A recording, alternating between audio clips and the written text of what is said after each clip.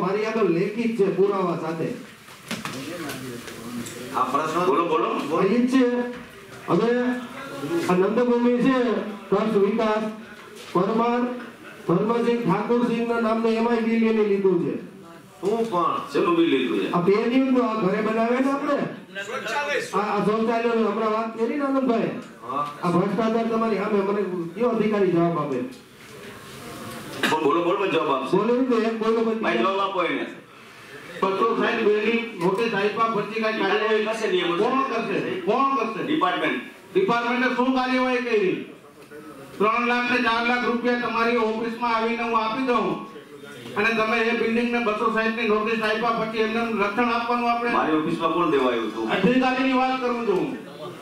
અધિકારીને આપણે અત્યારે આપણે જનરલ ઓફિસમાં આવી જાય એટલે ભૂલામણ હું કહેવા માંગુ છું હું એમ કહું છું કે અધિકારીની જવાબદારી ફિક્સ છે કે નહીં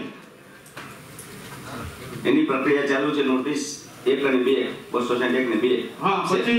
થશે નહીં આઈપા પછી પાછળથી અમુક લોકો શું કરે તમને ખ્યાલ છે એટલે જ કહું છું કે આપણે જાણીએ છીએ તો આપણે એના પર કોઈ એક્શન લેવાના કે નહીં લેશે ફૂડ શાખાની અંદર જે ભ્રષ્ટાચાર ચાલે છે કે લોકોના આરોગ્ય સાથે ચેડા થાય છે